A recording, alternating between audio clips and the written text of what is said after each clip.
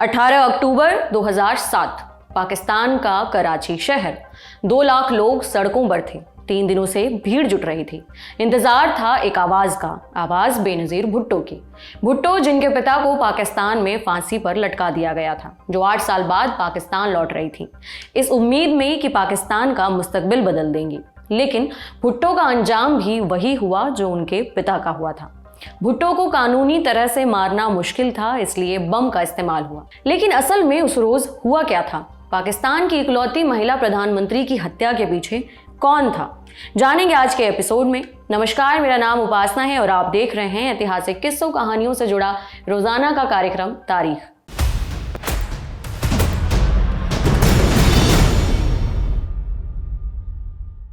भुट्टो का विमान दुबई से कराची आ रहा था। सुबह 9:50 प्लेन लैंड हुआ।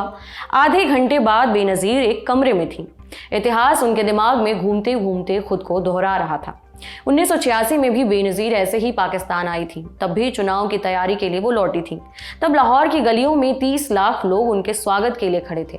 इकबाल चौक पर हुई वो रैली इतिहास में सबसे बड़ी राजनीतिक रैली के तौर पर दर्ज है। इस बार की स्थितियां भी 1986 जैसी ही थी। परवेज मुशर्रफ का 7 साल लंबा मार्शल लॉ खत्म हुआ था। बेनजीर चुनाव लड़ने के लिए लौट रही थी, अपनी पार्टी पाकिस्तान पीपल्स पार्टी की बागडोर संभालने के लिए। इस बार सड़क पर करीब 2 लाख लोग थे। हाल से बाहर निकलने के बाद सबसे पहले उन्होंने कुरान को चूमा। इसके बाद बोली, घर आकर अच्छा लग रहा है। भीड़ में तालियों की वो गड़गड़ाहट हुई कि सालों में पाकिस्तान में ऐसा शोर सुनाई नहीं दिया था। भुट्टो के इरादे मजबूत थे, मन में हौसला था, लेकिन फिर भी ये सच था कि ये पाकिस्तान था। मर्दों की दुनिया को एक औरत चुनौती दे दे, आराम से नॉट पॉसिबल। जब से खबर उड़ी थी कि बेनजीर लौट रही हैं, उनके खिलाफ बयान पर बयान आ रहे थे। तालिबान का एक कमांडर था हाजी उम्र। टीवी चैनल में उसके बयान सबसे प्रमुख थे। उसने बेनजीर को जान से मारने की धमकी दी थी। उसका कहना था कि बेनजीर अमेरिका के पिछलग्गू हैं। उस रोज जब बेनजीर ने कुरान को चूमा, एक तरह से ये उनका जवाब था। बेनजीर को पब्लिक ने हाथों हाथ लिया। भीड़ ने नारा लगाया, वजीर आजम Benazir Bhutto, welcome Benazir, welcome back. इस स्वागत के बावजूद बेनजीर निशाने पर हैं। धमकियां कोरी नहीं हैं। ये बात उसी दिन पक्की हो गई थी जिस दिन बेनजीर ने पाकिस्तान में कदम रखा। कराची एयरपोर्ट से भुट्टो खानदान का पुश्तैनी घर करीबन 20 किलोमीटर दूर था। भुट्टो अपने घर के लिए निकली, लेकिन उनका काफिला महज 100 मीटर ही बढ़ पाया। बेनजीर सफेद रंग की बुलेट प्रूफ ट्रक में सवार थी। उनके चारों तरफ सफेद टी शर्ट पहने पार्टी के नौजवान कारकुन ह्यूमन चेन बनाकर खड़े थे। बेनजीर की सुरक्षा के लिए पार्टी ने नौजवानों का अलग संगठन बनाया था। इस संगठन का नाम था बेनजीर जांबाज। करीब 1:45 पर बेनजीर का काफिला पाकिस्तान के संस्थापक मोहम्मद अली जिन्ना के मकबरे पर पहुंचा। यहां से वो अपने घर बिलावल हाउस की तरफ मुड़ी। काफिला धीरे धीरे अपनी मंजिल की तरफ बढ़ने लगा। रात के करीबन 10:30 हुए थे। बेनजीर को एयरपोर्ट से निकले 12 घंटे हो चुके थे।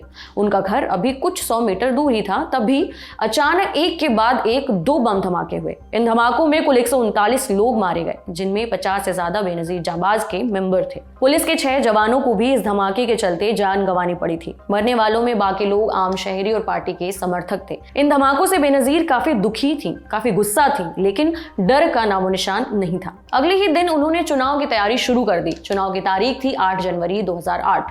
2 महीने के वक्त में उन्होंने धुआंधार तरीके से चुनाव प्रचार किया। पाकिस्तान के हर कोने में गई।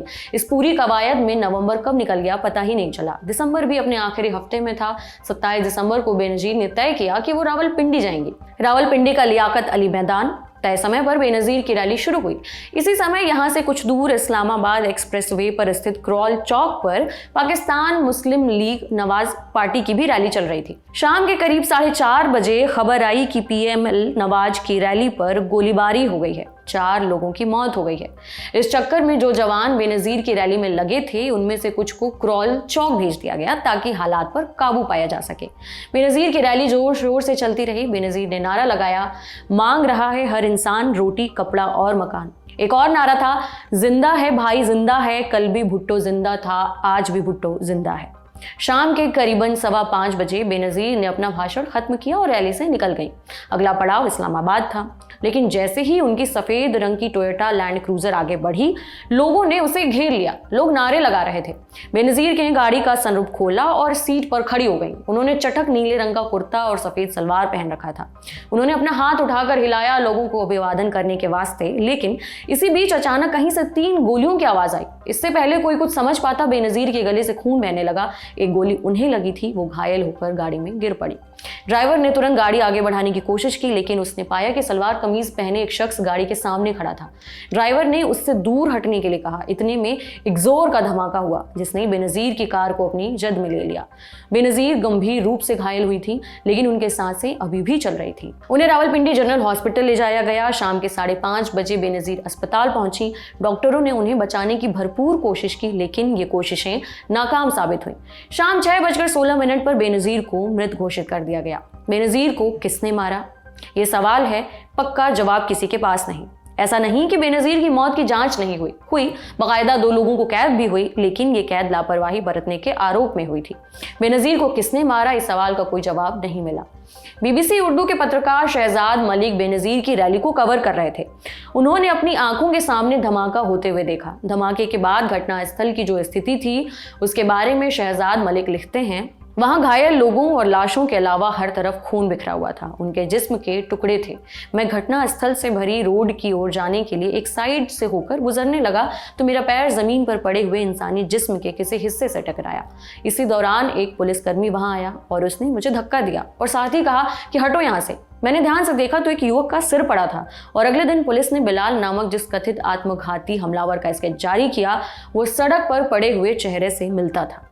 बेनजीर की हत्या में कुछ लोगों का नाम सामने आया, लेकिन ये किसके भेजे थे, कौन था इसके पीछे, ये पता नहीं चल पाया। कुछ थियरीज जरूर हैं। कई लोग मानते हैं कि बेनजीर की हत्या के पीछे उनके पति आसिफ अली जरदारी थे। इस हत्या की जांच के लिए यूएन का एक कमीशन पाकिस्तान पहुंचा था।